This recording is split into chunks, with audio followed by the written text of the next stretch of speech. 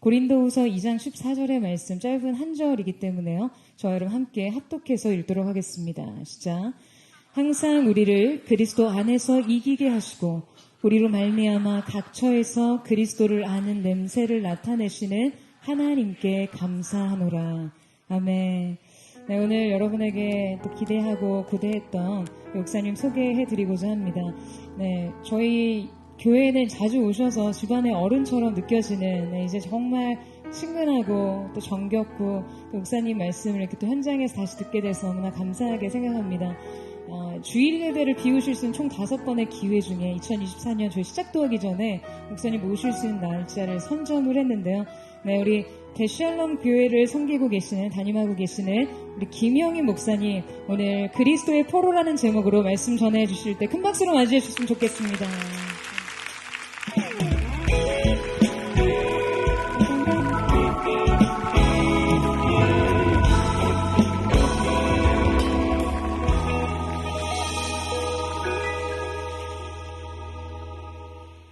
다시 뵙게 돼서 반갑습니다. 오늘 제가 여러분하고 나누려고 하는 말씀은 그다지 기분 좋은 메시지는 아닙니다. 기분이 나쁠 수도 있습니다. 왜냐하면 오늘 우리가 읽은 이 말씀은 성경 많은 구절 가운데 가장 많이 오독되고 있는 말씀 가운데 하나입니다. 항상 우리를 그리스도 안에서 이기게 하신다.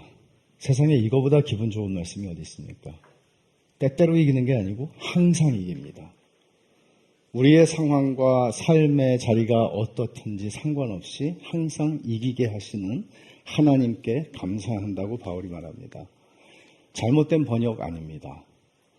헬라어를 그대로 잘 번역한 겁니다. 단지 바울 사도가 이 구절을 썼을 때 이기게 하신다고 하는 이 말을 썼을 때 바울이 머릿속에 그리고 있는 이미지가 있었고 이거를 읽는 고린도 사람들도 오해 없이 들을 수 있는 그들 로마 시대에 살고 있던 당시 사람들이 함께 공유하는 그림이 있었습니다.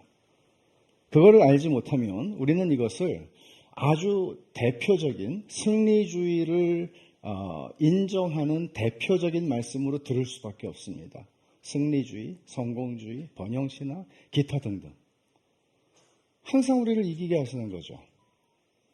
예수를 믿어서 이것도 잘 되고 저것도 잘 되고 사업도 잘 되고 애들도 잘 되고 공부도 잘하고 모든 게 everything is okay. 예수 믿어서. 듣기는 좋은 말이지만 내 삶을 설명해 주지는 않아요. 그렇죠? 예수 믿어서 여러분들의 모든 삶이 범사에 형통하다는 것은 성경이 얘기하는 것과 범사에 형통하다는 것을 우리가 듣고 싶은 대로 듣는 것과 다르죠. 한국교회만의 문제는 아닙니다. 아담과 하와가 뱀의 유혹에 넘어갔을 때부터 뱀의 말 속에도 담겨져 있었고 교회 역사 2000년이 넘는 교회 역사 속에서 그리고 한국만이 아니라 전 세계에서 모든 사람들에게 공통적으로 있는 마음은 뭔가 하면 욕망이 있죠. 그리고 우리는 잘 되고 싶죠. 여러분, 찌질하게 살고 싶지는 않죠. 좀 대단한 걸 원하는 건 아니지만 괜찮게 살고 싶죠.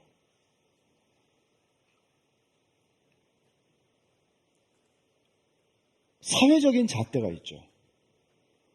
예수를 믿는 사람이 가지는 것과 예수를 믿지 않는 사람들이 가지는 것이 확연하게 달라야 한다는 말을 할 수는 있겠지만 정말 다른가? 우리는 자유로운가? 예수 그리스도, 십자가에 못 박히신 예수 그리스도를 만났을 때, 부활의 주를 만났을 때 내가 이전에 가지고 있던 사회적인 전제들, 가치관들, 세계관 이런 것들이 그대로 유지가 되고 있는지 아니면 그것들이 근본적으로 바뀌었는지. 승리주의라고 하는 것으로부터 자유로울 수 있는 사람은 없습니다. 목사도 성공적인 목표를 하고 싶죠. 그것이 그냥 개인 비즈니스를 하는 것이냐, 아니면 하나님의 일을 하는 것이냐. 아, 이거 틀렸네요. 이것도 하나님의 일이니까 취소. 소위 하나님의 일을 하는 것이냐. 큰 차이 없어요. 큰 차이 없어요. 우리는 잘하고 싶어요. 그리고 뭔가 나를 증명하고 싶죠. 이런 것들이 소위 승리주의입니다. 근데 오늘 본문은 우리가 생각하는 승리주의하고는 다른 게 아니고, 달라도 너무 다르고 우리의 승리주의를 뒤집어 엎는 말씀입니다. 놀랍죠? 항상 우리를 그리스도 안에서 이기게 한다고 하는 이 말씀이 어떤 다른 걸 의미할 수 있겠어요. 번역도 잘 됐다며요. 어떤 다른 걸 의미할 수 있겠어요. 문제는 뭔가 하면 이 승리주의라고 하는 것은 예수 그리스도의 복음을 훼손한다는 게 문제예요. 이 말은 나는 승리주의적인 정신을 가지고 예수 그리스도를 따라갈 수 없다는 얘기죠. 예수 그리스도를 따라가려면 승리주의라고 하는 내가 예수를 만나기 전에 가지고 있던, 그리고 이 세상의 모든 인류가 다 가지고 있었고 지금도 가지고 있는 그 생각을 버려야 된다는 얘기죠. 이걸 가지고 그리스도를 따라갈 수는 없다는 얘기예요. 여러분, 소위 승리하는 그리스도인이라는 말을 종종 씁니다. 그리고 승리하는 그리스도인이라는 말을 쓸 때 이 구조를 생각하는 사람들이 있죠. 승리하는 그리스도인의 삶. 그럼 여러분들 어떤 그림이 그려집니까?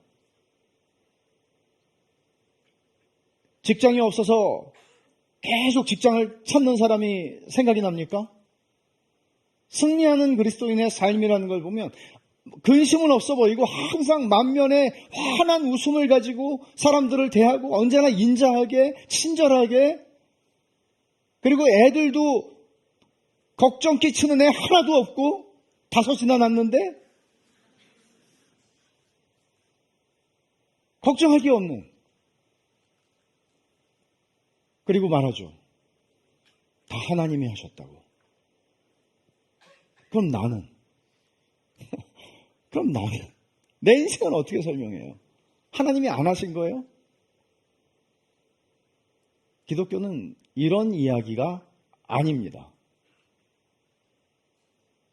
기분이 나빠지기 시작하나요?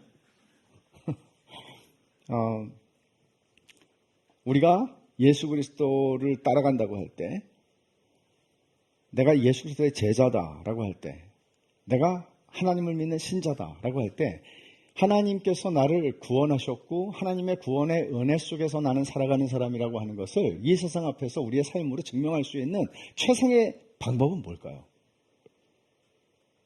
화를 내지 않는다? 친절하게 한다? 뭔가 하면 예수 그리스도께서 십자가에서 우리를 위하여 확보해 놓으신 그 승리를 멀리서 바라보며 울퉁불퉁한 길을 걸어가지만 이 길을 영광스럽게 걸어가는 겁니다.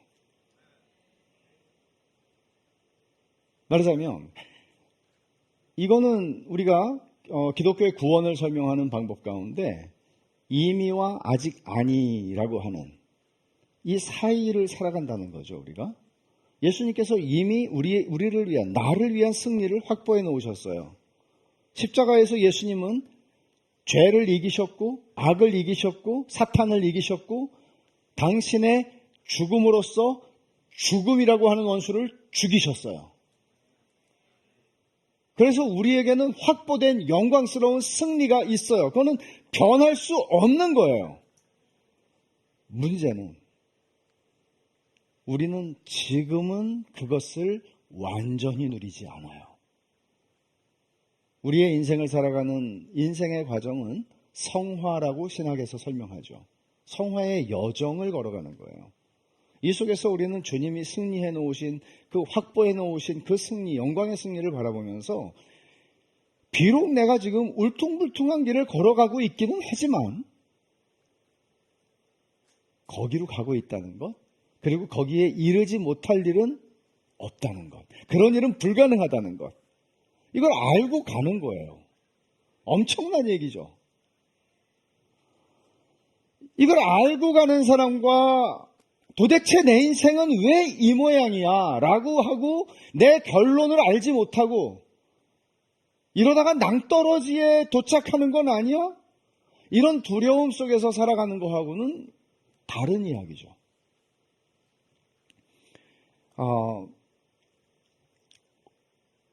똑같이 이 세상을 예수님과 동행하든지 예수님과 상관없이 살아가든지 간에 인생은 다 울퉁불퉁해요. 근데 이거를 우리는 다르게 살아가는 사람들이라는 거예요. 다르게.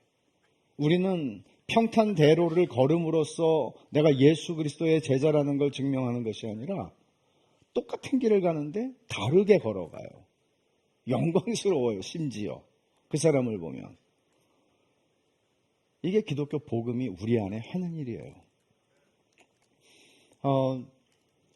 특별히 고린도 교회는 이 점에서 굉장히 약했습니다. 소위 승리주의라고 하는 망령이 고린도 교회를 한번 휩쓸었습니다. 그래서 바울은 고린도전서, 고린도 후서를 썼고 그 사이에 잃어버린 중서도 썼고 또 하나의 편지를 썼을 가능성도 있습니다. 왜? 승리주의라고 하는 것은 교회를 허무는 것이고 승리주의라고 하는 것은 우리가 가진 복음을 부정하는 것이기 때문이죠. 이런 메시지는 기분 나쁜 메시지입니다. 잘 될 겁니다. 왜요? 우린 예수 믿잖아요. 주님이 함께 하시잖아요. 이런 얘기를 듣고 싶죠. 언제나. 모든 상황에서. 그러나 우리가 아는 것은 이것이죠. 궁극적으로는 잘 되지 않을 길이 없습니다. 근데 지금 이 사안은 잘 모르겠습니다. 이거예요. 하나님의 뜻이 어디에 있는지는 모르는 거예요. 하나님의 전능하심은 알아요. 그러나 하나님이 전능하심을 나를 이 상황에서 건져내시는데 쓰실지 안 쓰실지 하나님의 계획은 내가 몰라요. 근데 하나님의 뜻은 알아요. 궁극적으로. 이게 기독교예요. 하나님에 대해서는 조금의 의심도 없지만 그분이 우리를 이 풀무불에서 건져내실지 안 하실지는 모르겠습니다. 생각나는 사람들 있죠? 세 사람. 하나님의 능력에 대해서 그들은 의심하지 않았습니다. 그러나 하나님의 계획에 대해서는 하나님이 내 뜻대로 하실 거야 라고 함부로 속단하지도 않았습니다. 바울이 고린도 전서와 후서에서 쓰는 얘기는 이거죠. 니네가 진짜 예수님을 만났다면, 니네가 진짜 십자가에 못 박혀 죽으신 그리스도를 만났다면, 니네는 예수를 만나기 전에 니네가 가지고 살았던 그 가치들 있잖아. 그 전제들이 있잖아. 그런 것들이 어떻게 그대로 있을 수 있지? 너희가 예수를 진짜 만났다면 그것들이 무너져야 되는 거잖아. 너희는 이 승리주의의 망상을 가지고 예수 그리스도를 따라갈 수는 없잖아. 그리고 이렇게 교회가 되면 이건 교회가 아니잖아. 이런 얘기를 하는 거예요. 여러분, 승리주의의 망령에 사로잡히게 되면 절대 사랑할 수 없습니다. 왜냐하면 잘난 사람들끼리 모이게 돼 있어요. 그래서 바울은 사랑장을 어디다가 썼나 하면 고린도 교회에다가 썼어요. 사랑은 오래 참으며, 오래 참는 게 뭐예요? 오래 고생하는 거예요. long suffering이에요. 오래 고생하는 거예요. 오래도록 고난을 당하는 거예요. 사랑은. 근데 승리주의는 오래는커녕 잠깐도 고난을 원치 않습니다. 그래서 고린도 교회는 성찬을 하면서도 부자들은 먹을 거 잔뜩 싸가지고 모아서 기다리지도 않고 그들 형제들 가운데 노예들이 있었는데 그들이 일 끝나고 오려면 늦거든요. 근데 기다리지 않아요. 다 먹어치워요. 취해요. 심지어. 사랑 없죠. 너희가 서로 사랑하면 내 제자인 것을 세상에 보고 알 거라고 그랬는데 그런 거 없죠. 승리주의는 교회를 허물어요. 바울은 고린도 전서와 후서를 통해서 이 승리주의와 싸웁니다. 너희가 여전히 세상적인 승리의 기준과 관점을 가지고 판단하고 평가하고 그렇게 살아간다면 너희 믿음은 어디 있는데?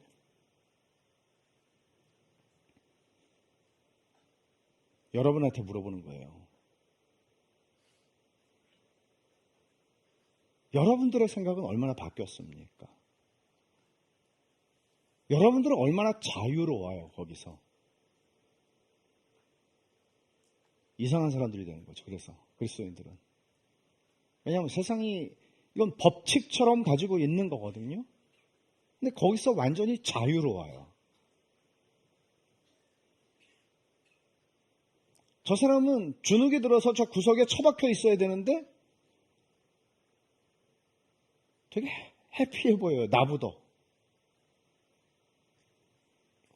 그리고 저 사람은 잘난 척을 해도 보통 잘난 척을 하지 않을 수 없는 조건이 있는데도 도대체 그런 구석이 하나도 보이질 않아요.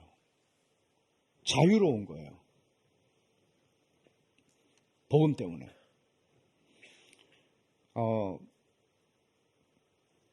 이 말을 해석을 해볼게요. 항상 우리를 그리스도 안에서 이기게 하시고,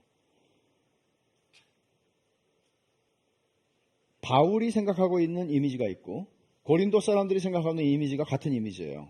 고린도는 큰 도시였습니다. 그리고 고린도에서 당시 로마 시대에 그들이 익숙하게 보는 것 중에 하나가 뭔가 하면 개선 행진이었습니다. 로마는 힘에 의한 팍스 로마나, 로마의 평화를 만들어내기 위해서 수없이 전쟁을 치렀고 수없이 원정을 보냈습니다. 배 타고 영국까지 갔으니까요. 몇 년 동안의 전쟁을 통해서 결국 그들을 복종시키고 로마 제국의 영토를 확장하고 돌아옵니다.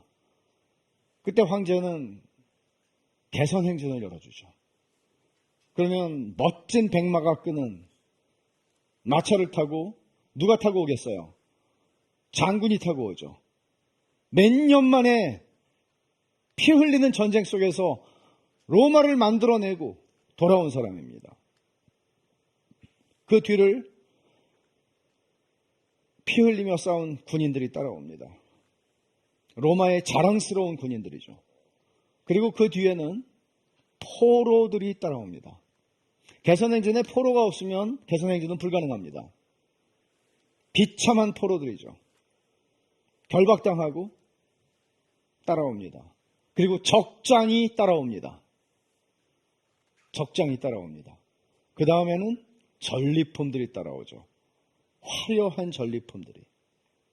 이게 개선행진이에요. 그러면 이 개선행진을 이 연도에는 정말 많은 사람들이 나와서 바구니에 뭘 담아왔을까요? 꽃잎을 담아옵니다. 그리고 꽃잎을 뿌리죠. 여러분 어디서 본 것 같지 않아요? 영화 같은 데 나오잖아요. 반지의 제왕에도 나오고 베노에는 그거는 안 나오지만 나와요. 지금 바울은 이 이야기를 하고 있는 거예요. 여기 이기게 하시고라고 하는 이 헬라어는 영어 triumph라고 하는 승리하다라고 하는 이 단어가 나온 어원이에요. 근데 단순히 그 얘기를 하는 게 아니라 개선행진을 이끌다라는 뜻이에요, 이게. 그러면 고린도 사람들도 그렇게 들었을 것이고 바울도 그렇게 쓴 거죠. 그러면 이 말을 공동번역, 여러분이 영어 성경 아무거나 찾아보면 영어 성경은 거의 다 제가 확인해 본 바로는 개선행진이라는 말을 씁니다. 제가 공동번역이나 다른 우리말 번역들도 그렇게 번역을 해놓은 것들이 굉장히 많이 있는데 공동번역에서 제가 읽어드리면 이렇게 번역을 했어요. 우리를 그리스도의 개선행진에 언제나 끼워주시는 하나님께 감사드립니다. 언제나 이기게 하시고가 언제나 우리를 개선행진에 끼워주신다는 것을 감사한다는 얘기예요. 문제는 뭔가 하면 문제는 바울이 자기 얘기를 지금 하고 있는 겁니다. 고린도 사람들은 바울한테 그러죠. 당신이 진짜 하나님의 사도면 뭔가 좀 번듯하고 멋있고 좀 화려해야 될 것 같은데 왜 당신은 아직도 매 맞고 다니세요? 당신이 사도 맞아요? 여기에 대해서 지금 바울은 복음을 변호하며 하는 얘기예요. 여러분들이 나를 그렇게 좀 별 볼 일 없는 사람으로 본 거는 맞습니다 라고 얘기해요. 왜냐하면 우리가 언뜻 생각하면 바울은 예수님께서 백마가 끄는 수레에 타신 장군은 누굴까요? 답을 다 말해놓고 말씀하세요. 예수님이에요. 예수님이에요. 바울이 아니에요. 근데 제가 그냥 옛날에 읽을 때 신학교 가기 전에 그냥 읽을 때는 바울이 그냥 주님이 어떻게 이 더러운 고삐를 제가 들어드리겠습니다. 옆에 섰을 것 같아요. 근데 그런 그림이 아닙니다. 바울은 자기가 이 장군을 따라가는 군인이라고 말하지도 않습니다. 이 개선행진에 나를 항상 끼워주시는 주님이라고 말할 때 그는 자기 자신을 포로로 소개하고 있는 겁니다. 포로로 소개하는 거예요. 그래서 영어 성경 중에 NIV 성경 같은 경우 NIV하고 몇 개는 포로라는 말을 거기다가 썼어요. 오해하지 않도록. 원어에는 없지만 오해하지 않도록. 그럼 여러분, 이 말이 좀 더 분명해집니까? 우리를 그리스도 안에서 개선행진에 끼워주시는 하나님께 감사한다. 그는 그렇게 얘기를 하는 거죠. 어떤 자격으로 들어왔느냐? 포로의 자격으로 들어왔다. 이거예요. 저 앞에 백마를 끌고 가시는 예수 그리스도, 저분이 내 인생을 정복했고 내 인생을 이겼고 내 인생을 항복시켰습니다. 나는 그분의 포로입니다. 더 이상 나의 뜻도 없고 나의 계획도 없고 내 인생도 없고 나는 저분이 이끄는 대로 끌려가는 포로입니다. 나는 저분의 포로가 되어서 고린도를 방문했었고 여러분과 18개월을 있으며 복음을 전했고 교회를 세웠고 여러분이 그렇게 예수 그리스도를 만났습니다. 그리고 여러분이 그리스도의 포로가 나와 함께 된 겁니다. 라고 얘기를 하는 거예요. 그런데 여러분들은 어떻게 여전히 여러분이 예수를 만나기 전에 여러분이 가지고 있었던 그런 가치관과 그런 관점과 그런 생각들을 가지고 여전히 자기 인생을 계획하고 마치 그리스도가 나의 포로인 양, 그리스도가 나의 도우미가 된 양, 그리스도가 나의 기가 막힌 헬퍼가 된 것처럼 여러분은 누굽니까? 여러분은 그리스도를 이겼습니까? 여러분들은 그리스도를 정복했습니까? 여러분은 만왕의 왕이 되시는 그리스도를 이겼냐고요? 여러분이 그리스도를 끌고 가냐고요? 그렇게 얘기하는 거예요. 다시 여러분, 바울은 내가 지금까지 매맞고 다니는 게 여러분들을 시험에 들게 했습니까? 내가 매맞고 다니는 건 난 그리스도의 포로로 그리스도가 나를 끌고 가시는 대로 갔을 뿐입니다. 포로입니다. 포로처럼 사는 겁니다. 근데 이렇게 얘기를 하는 거예요. 근데 되게 웃기죠. 포로 같으면 말도 별로 안 해야 될 것 같아요. 무슨 입이 열려 있다고 말을 해, 포로가. 근데 이 포로는 할 말이 많아요. 그 할 말은 뭔가 하면 여러분 날 보세요. 예수를 잘 믿으니까 이렇게 얼굴빛이 바뀌잖아요. 이렇게 말하지 않아요. 여러분, 나를 보지 마세요. 나를 저분이 이겼답니다. 이 고집세고 이 고집불통이고 자기밖에 모르고 확증 편향이 말도 못하게 강해서 스데반까지 죽인 사람입니다. 이게 하나님을 섬기는 도리라고 생각했던 사람입니다. 누구에게도 꺾이지 않았던 바리새인이었습니다. 근데 저분이 저를 정복하셨다고요. 저 영광의 왕을 보세요. 여러분들도 그렇게 붙잡혔습니까? 여러분들도 그렇게 포로가 됐어요? 바울은 이 얘기를 하는 겁니다. 그러니까 바울이 자기 자신의 그 좀 루저 같은 모습, 자기 자신의 그런 고난, 이런, 그리고 이 포로들이 개선행진에서 마지막에 도착하게 되는 건 어딘가 하면 원형 경기장이에요. 그리고 거기서 죽음으로써 끝나요. 개선행진은. 바울은 자기의 인생을 그렇게 이해합니다. 그래서 자기의 인생에 이 개선행진이 끝나는 날 자기는 죽음에 이르게 될 것이라고 말하는데, 이 고난의 자리들, 자기가 지나오는 고난의 자리들, 그리고 마지막 죽음, 그리고 자기가 보여주고 있는, 사람들에게 보여주고 있는 연약함, 이 모든 것들이 결국은 내가 그리스도를 따라가는 자인 것을 증명하는 최상의 방법이라고 말하는 거예요. 엄청난 얘기죠. 엄청난 얘기이기는 한데 부담스럽죠. 그렇지 않습니까? 우리가 인생에서 겪는 약함의 문제, 약함을 누가 오픈하고 싶어 해요? 바울은 고린도전서와 후서에서 잔뜩 오픈합니다. 자기의 약함을. 왜냐하면 복음을 말하기 위해서죠. 약함, 고난, 그리고 마지막에 그 죽음. 그걸 통해서 나는 나를 정복하신 분이 누구신 거를 말하고 싶다. 이게 바울이 고린도전서, 고린도후서를 통해서 하는 이야기입니다. 그래서 바울은 고린도후서 1장부터 자기가 고난당한 이야기를 막 쏟아냅니다. 근데 내가 겪어봐서 하는데 그 고난이 많을수록 하나님의 위로는 어마무시하더라. 이렇게 얘기해요. 그래서 고난을 당하는 것도 현실인데 이것도 현실이야. 하나님의 위로가 내가 보통 때 그냥 느끼던 그런 위로가 아니고 고난이 큰데 그것보다 더 크더라고. 그리고 이 고난이 너희들과 나를 연대하게 하더라고. 사랑하게 하더라고. 이렇게 이야기를 해요. 또 4장에서도 그는 얘기하죠. 사방으로 우겨쌈을 당한다고. 이런 얘기 하기 좋아하는 사람 없어요. 나 너무 힘들어. 사방으로 우겨쌈을 당하는 것 같아, 인생이. 이런 말 교회 스몰그룹에서도 하기가 어려워요. 왜냐하면 바보같이 사는 것 같으니까. 뭔가 믿음 없이 사는 것 같으니까. 근데 그런 전제는 저쪽에서 쓰던 거예요. 우리가 바깥에 있을 때 쓰던 전제예요. 여기서는 다른 이야기가 시작이 된 거예요. 복음의 이야기가. 포로들이 포르쉐를 탄다고 자랑하겠어요? 포드교회를 다닌다고 자랑하겠어요? 포로예요, 그냥. 그리스도의 포로예요.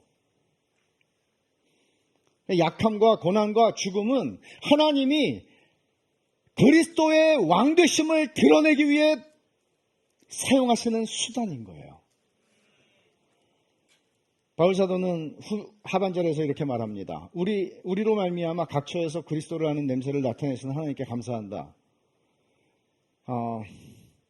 우리의 약함과 죽음으로부터 포로로 끌려가니까 반사되어 나오는 게 복음이고 그 향기라고 얘기해요. 그리스도를 아는 냄새를 나타낸다.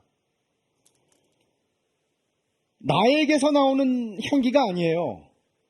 개선 행진이 존재하기 때문에 꽃잎을 뿌리는 개선 행진이 있는 곳은 꽃향기가 진동을 하겠죠. 개선 행진 때문에 존재하는. 근데 개선 행진이 되려면 포로들이 있어야 되잖아요. 지금 그런 얘기를 하는 거예요. 각처에서 우리가 그리스도를 따라서 저 100마리를 타고 인도하시는 그리스도를 따라서 가는 곳마다 향기가 진동한다고. 그리스도를 나타내는 냄새라고 바울은 이야기를 하는 겁니다. 성취와 여러분들이 개인적으로 살면서 그래요. 공부를 잘해서 좋은 직장을 다니고 돈도 많이 벌 수 있어요. 근데 그렇게 해서 그리스도를 나타내는 냄새를 드러낸다고 얘기하지 않는 거예요. 그거하고는 상관이 없는 얘기라는 거예요. 우리가 예수 그리스도의 예수 그리스도 안에서 하나님의 자녀로 부름을 받았을 때에는 우리가 있는 그 자리에서 그게 노예들이든지 1세기에 그들이 귀족이든지 황족이든지 상관없이 그들이 있는 자리에서 그들은 포로로서 그리스도의 그 길을 따라가는 사람들이에요. 그리고 그리스도를 아는 냄새를 나타내죠. 성경은 성공과 부와 학식과 명예와 업적을 추구하고 그걸 성취함으로써 그리스도의 향기가 되라고 말하지 않아요. 감사하죠. 감사해요. 저 같은 사람은 진짜로 얼마나 다행인지 몰라요. 그리스도를 나타내는 것은 포로로서 내 형편이 어떻든지 포로로 부자였었다가 포로가 된 사람도 있고 가난하다가 포로가 된 사람도 있고 공부를 잘하다가 포로가 된 사람도 있고 공부를 못하다가 포로가 근데 다 포로예요. 근데 그 사람이 엄청난 사람이에요. 말하면 누구라도 다 아는 사람이에요. 저 사람은 누구에게 무릎을 꿇어본 사람이 없는 사람이에요. 그런 사람은 조금 더 영향력 있게 그리스도의 왕되심을 드러낼 수 있겠죠. 어떻든 인간은 누구에게가 굴복하지 않는 존재. 우리의 자아는 그렇게 강해요. 그래서 부부싸움은 둘 중에 하나가 죽어야 끝나요. 안 져요. 근데 그리스도가 나를 정복하세요. 그리스도의 행복한 포로로 일생을 끌려가면서 기뻐할 수 있게 하세요. 이게 그리스도인의 삶입니다. 이런 면에서 교회에서 하는 간증도 교묘하게 승리주의에 우리가 빠질 함정이 있다는 거죠. 이렇게 기도해서 하나님께서 나를 이렇게 축복하셔서 이런 자리에 왔어요 라고 말하는 것이지만, 그러나 그것은 자칫 잘못하면 승리주의의 함정에 빠질 수 있다는, 나도 저렇게 되고 싶어. 근데 저렇게 되고 싶은 게 아니고 지금 내가 있는 자리에서 하나님 나를 부르시는 거예요. 있는 자리에서 하나님이 나를 통해서 당신을 드러내시는 거예요. 이 그리스도를 나타내는 냄새, 그리스도를 아는 냄새를 나타내신다고 할 때 이 냄새는 이중적입니다. 15절을 보시면 우리는 구원받는 자들에게나 망하는 자들에게나 하나님 앞에 그리스도의 향기라고 말하면서 16절에 이 사람에게는 사망으로부터 사망에 이르는 냄새, 저 사람에게는 생명으로부터 생명에 이르는 냄새라고 말해요.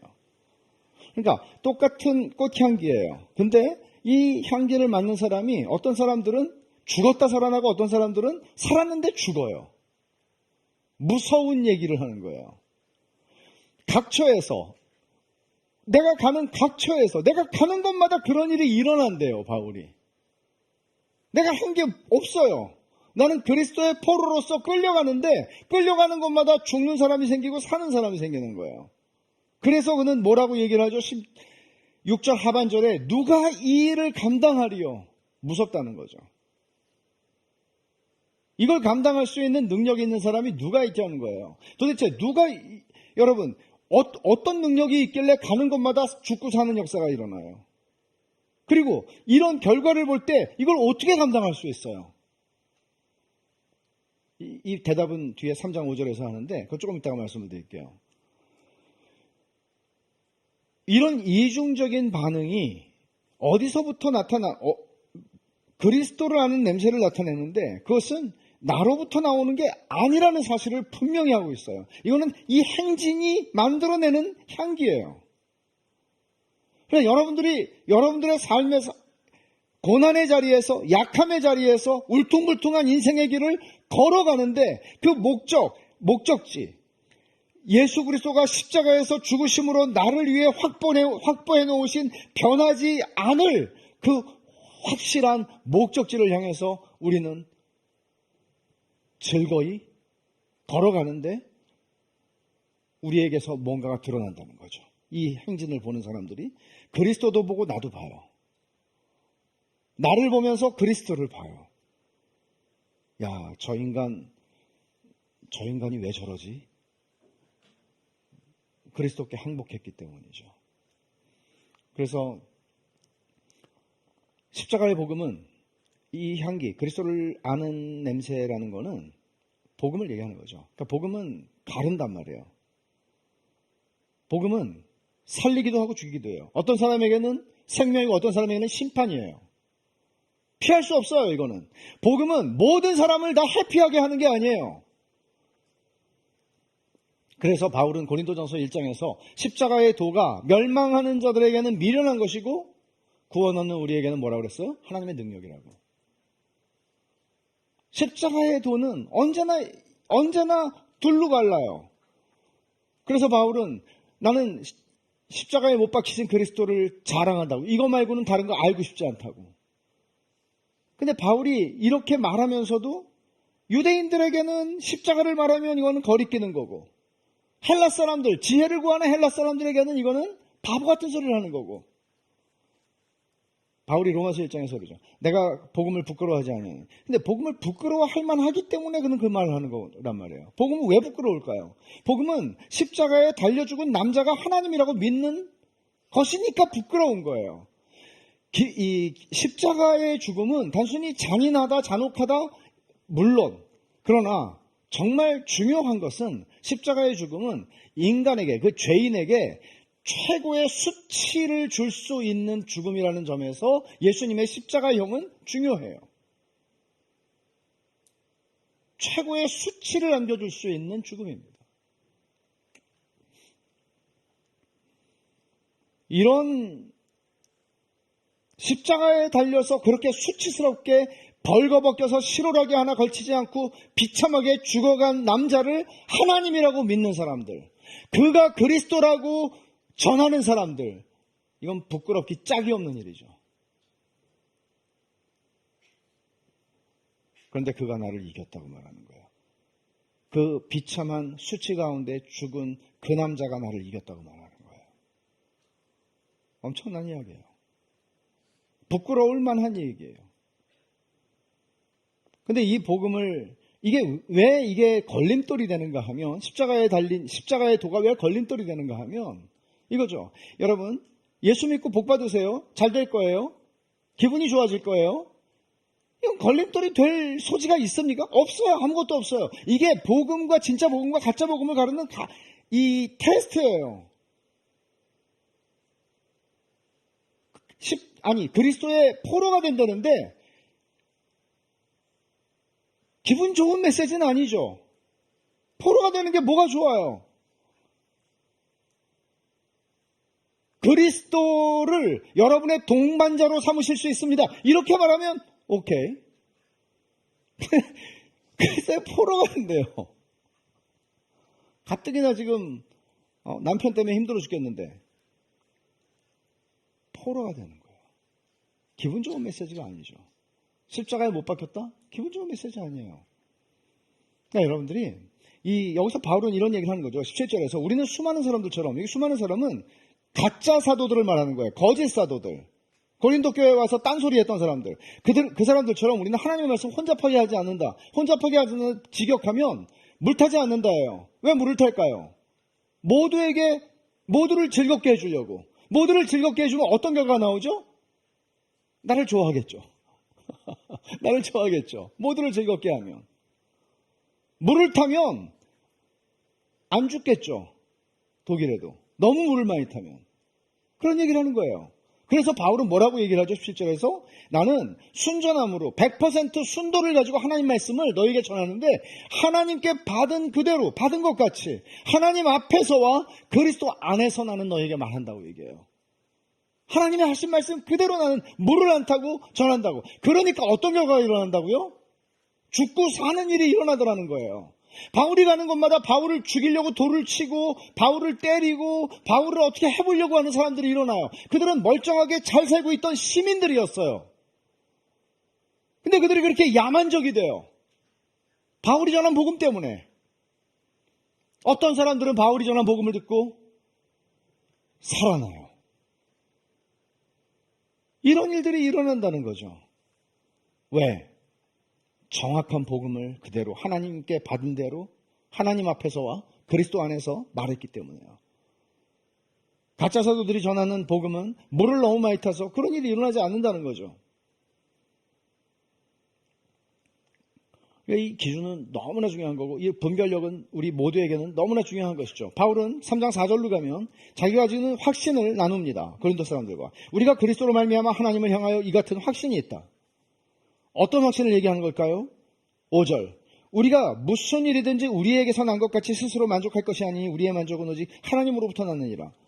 바울은 자기가 진짜 사도라는 것을 말하고 싶어요. 근데 진짜 사도라는 것을 말하고 싶은데 내가 얼마나 괜찮은 사람인지, 내가 얼마나 많이 배웠고, 내가 왕년에 얼마나 공부 많이 했고, 내가 얼마나 율법으로는 훌륭하고, 이런 얘기를 함으로써 복음을 말한다면 그는 자신의 포로로서의 정체성을 부정하는 일이 되는 거죠.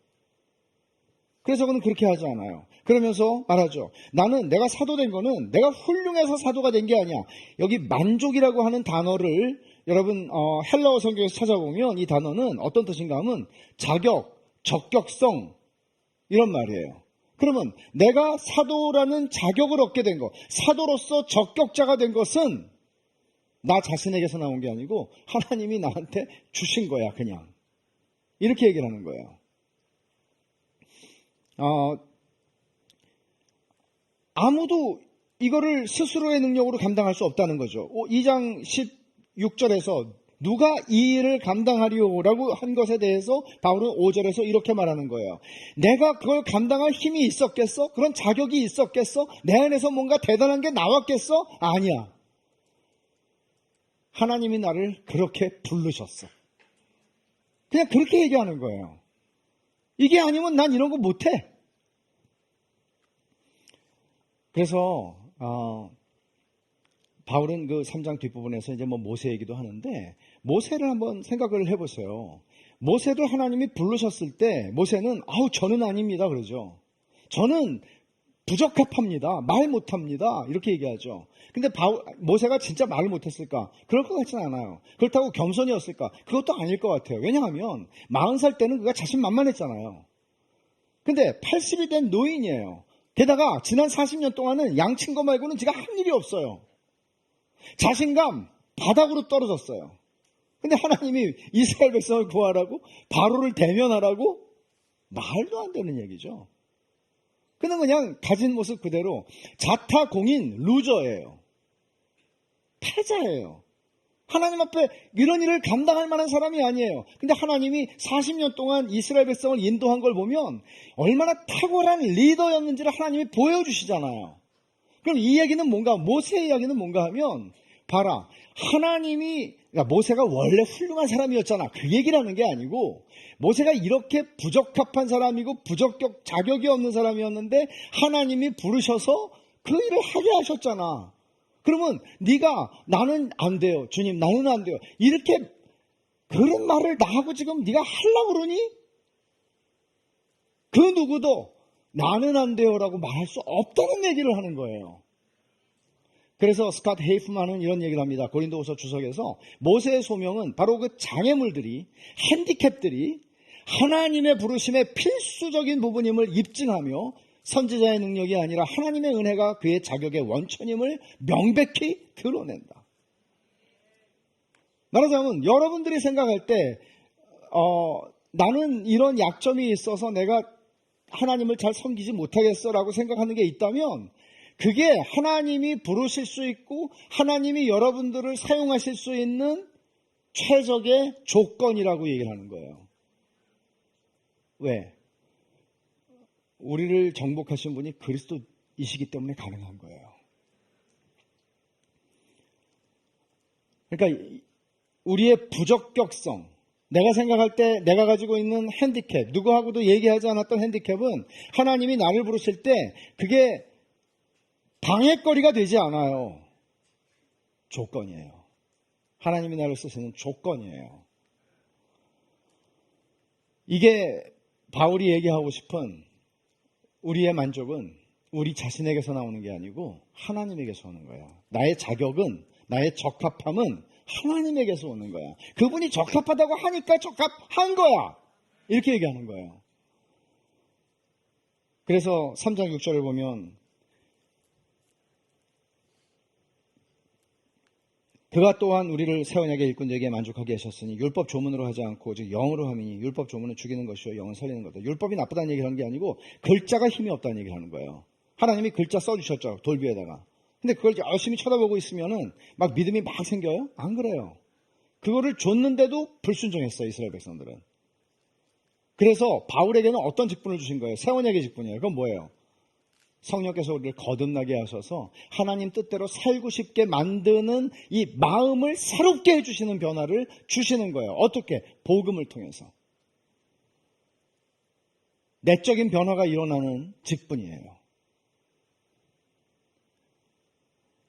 그런 마음을 누가 제일 먼저 경험했을까요? 바울이죠.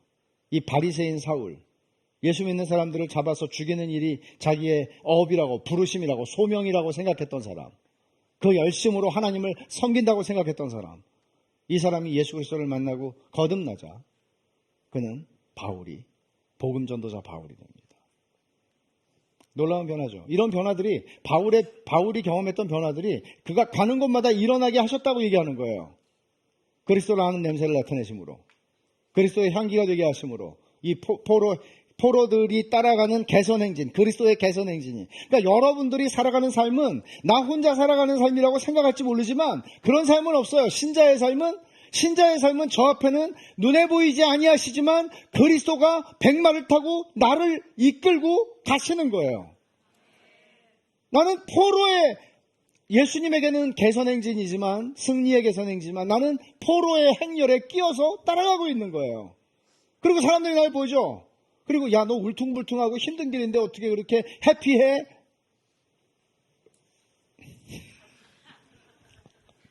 저분을 봐. 저분이 날 이기셨어. 이렇게 얘기하는 거예요. 여러분, 이게 바울이 얘기하고 싶은, 이게 나의 사도됨의 증거이고 살아있는 추천장이고 새 언약의 직분이 가지는 능력이야.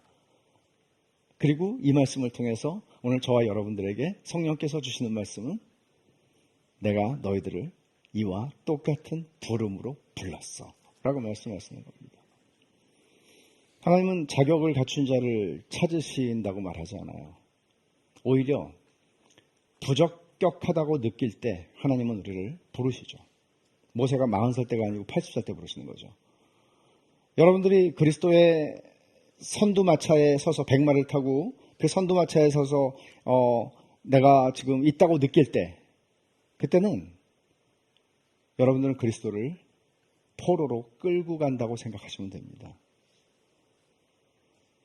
여러분들이 가지고 있는 인생의 꿈과 목적과 생각과 많은 것들이 있죠. 그것들이 내가 이걸 이루기 위해서 나는 어떤 대가도 아끼지 않고 치를 각오가 되어 있어. 주님 도와주세요. 그때 여러분들은 그리스도를 포로로 끌고 간다고 생각하시면 됩니다.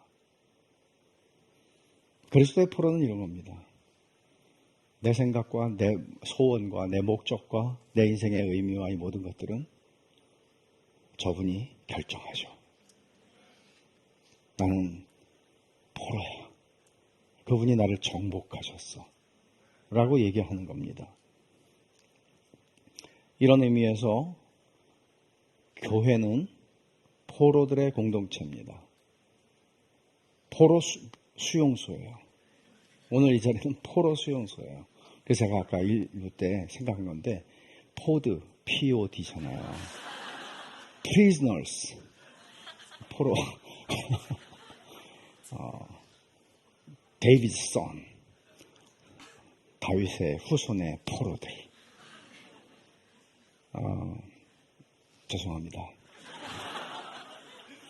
원고에 없는 건 일절하면 안 되는데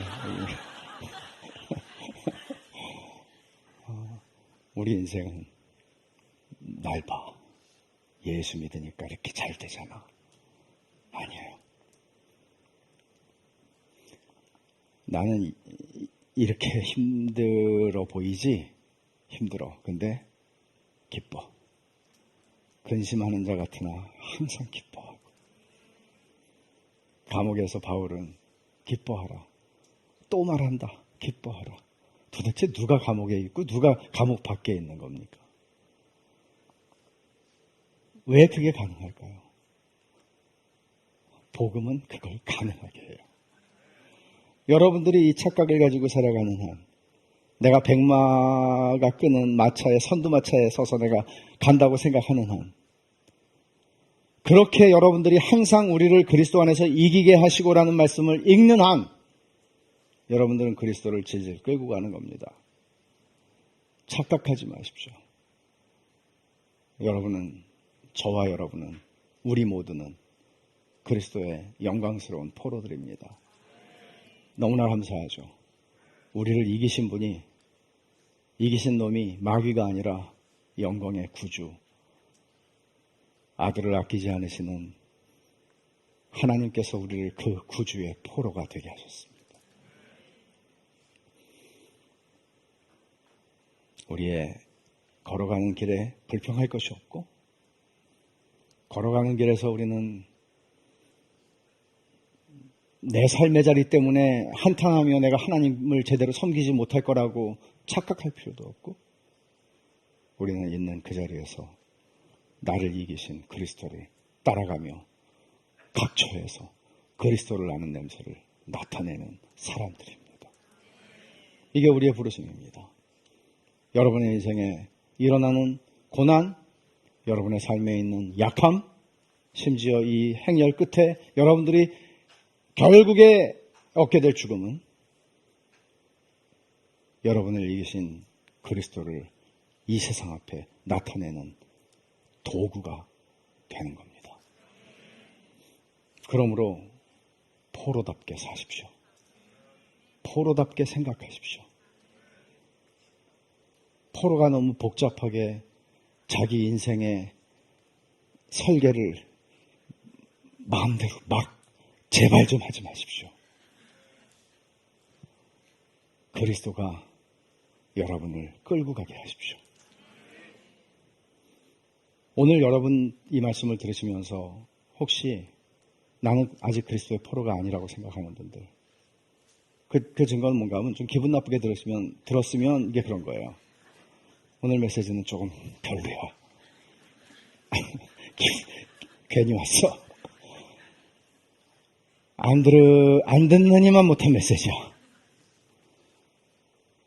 간곡히 여러분에게 부탁하는 바, 주님 저를 이겨주십시오. 저를 정복하셔서 저도 영광의 구주의 포로로 인생을 살게 해주십시오. 그렇게 기도하시면 좋겠습니다. 기도합시다.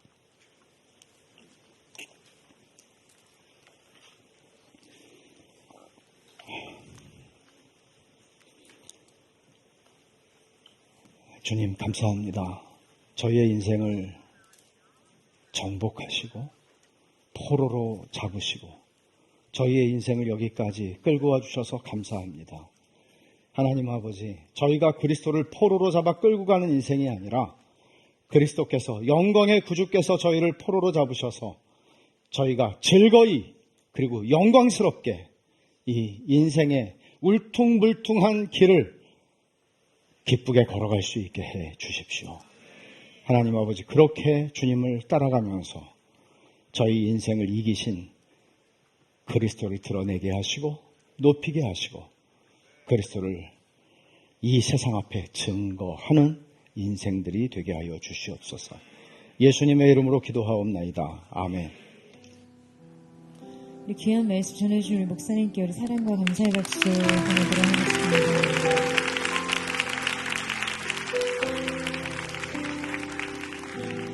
이 시간 주신 말씀을 우리 영혼의 신비에 생기며 우리 하나님 앞에 찬양과 기도로 나아가기를 원합니다.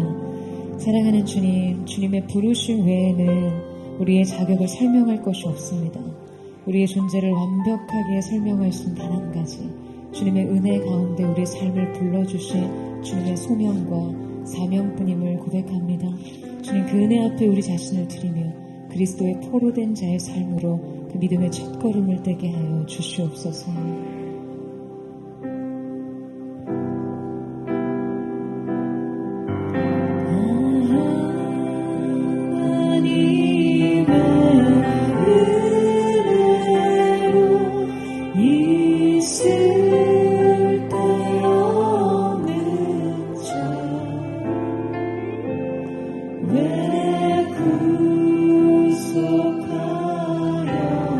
주는 지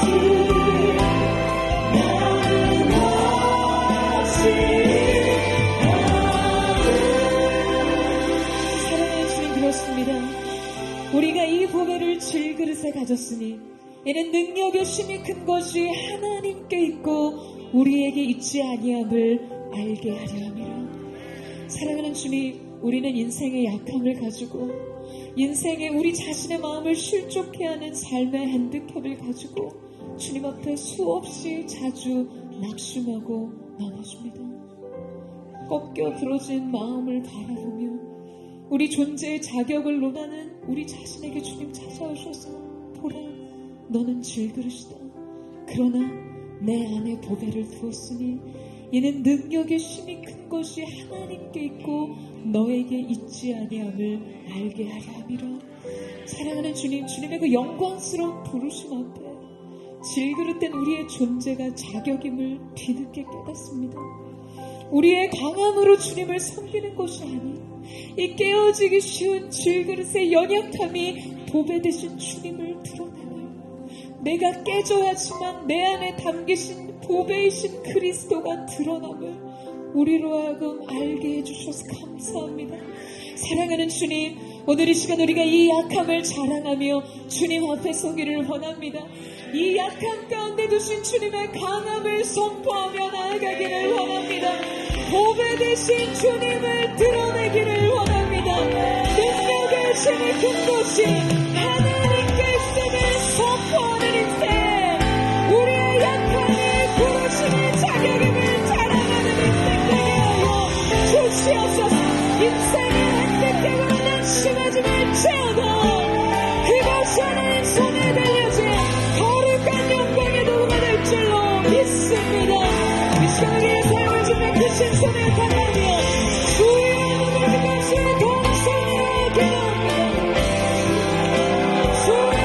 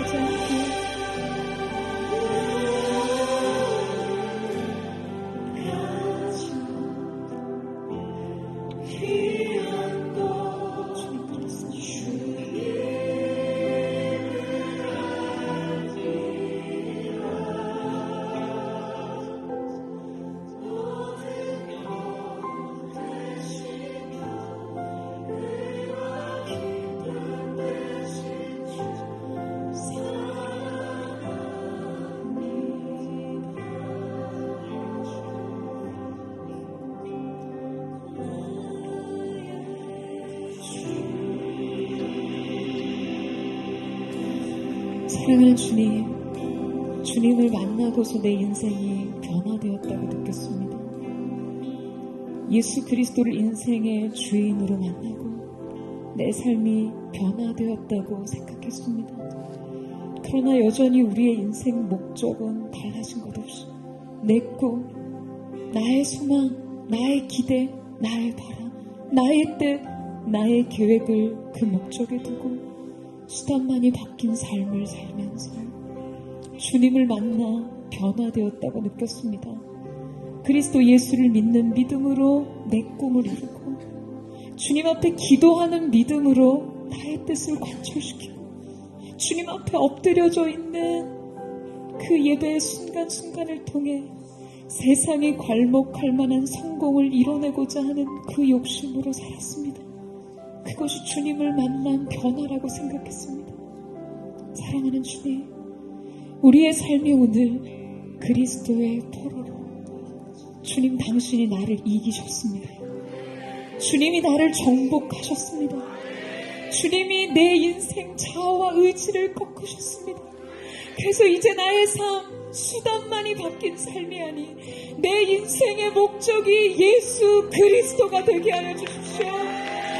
주님, 예수 그리스도를 따르는 진정한 삶으로 예수 그리스도를 인생의 목적으로 주인으로 삼고 주님을 따르게 하여 주시옵소서. 그리스도의 포로된 자들로 주님 당신이 나를 이기셨습니다. 주님 나를 정복하여 주시옵소서. 어느 것이나 주님 따르는 그리스도의 포로로 살게 하여 주옵소서.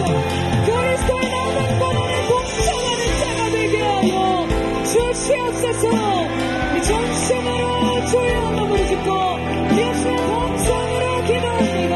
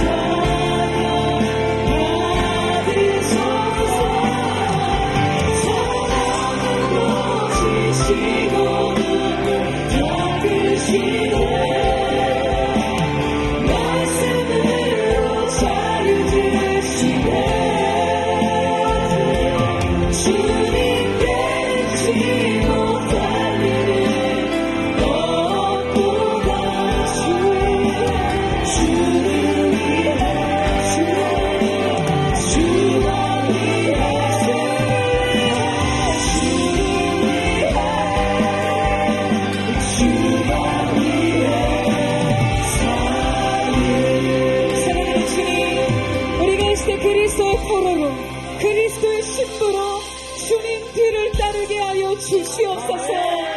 주님의 뒤를 따르게 하여 주옵소서. 사랑하는 주님, 주님의 이기심에 연합하기를 원합니다. 주님이 우리를 위해 이기신 그 승리로 말미암아 우리의 인생에 두신 은혜의 전리품을 얻는 자들이 될 수 있기를 원합니다. 사랑하는 주님, 주님을 더욱 사랑하게 하여 주시옵소서. 우리의 인생 속에 주님, 우리가 주님보다 앞서고자 했던 모든 미련한 시도들이 끊어지게 하여 주시옵소서. 그리스도 예수의 승리가 우리의 승리가 될 수 있도록 역사하여 주시옵소서. 그리스도의 십자가의 승리가 우리의 승리가 되게 하여 주시옵소서. 죄인 중에 괴수인 우리의 존재를 주님의 은혜 가운데 그 영혼의 아름다운 영광의 개선행렬을 뛰어넘게 하신 주님, 주님의 높으신 은혜를 찬양합니다. 주님의 이기신 가운데 따르게 하여 주시옵소서. 우리 앞으로의 삶을 주께 부탁하며 주의 이름으로 기도하겠습니다.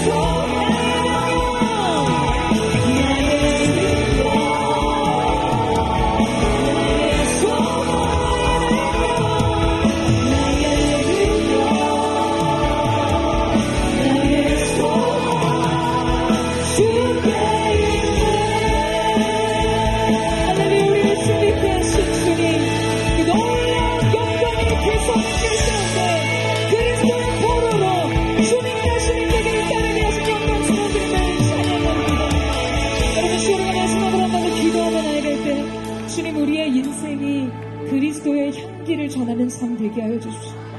나로부터 시작된 향기가 아닌 나의 삶을 통해 그리스도의 편지를 세상에 읽게 하여 주십시오. 죄인 중에 괴수와 같은 우리의 존재가 그리스도가 나를 이기신 사랑 앞에 항복함으로 주님 항복합니다.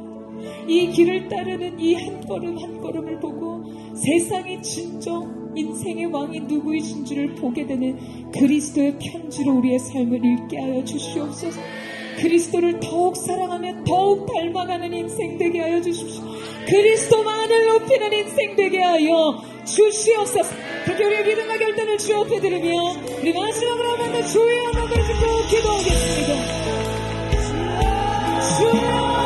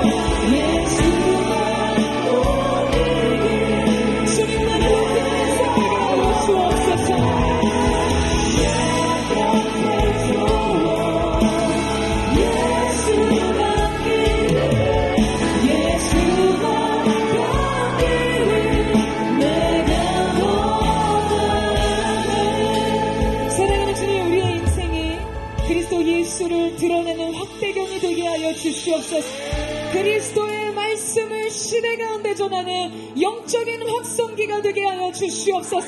그리스도의 사랑을 보여주는 우리를 통해 그리스도를 읽어내는 주님의 편지가 될 수 있도록 역사하여 주시옵소서. 무명하나 기뻐하는 자요, 거룩하신 주님 근심하는 자나 같으나 주님의 진정한 기쁨이 근원이 우리의 심령 가운데 살아있는 거룩한 자들로 주님 그렇게 우리를 불러주시고 역사하여 주시옵소서. 그렇게 다시 한번 우리 인생의 주인 되어주신 주님 앞에 감사와 찬양을 올려드리며 살아계신 예수님의 이름으로 기도드립니다. 아멘. 높으신 주님 앞에 우리 감사와 찬양과 영광의 큰 목소리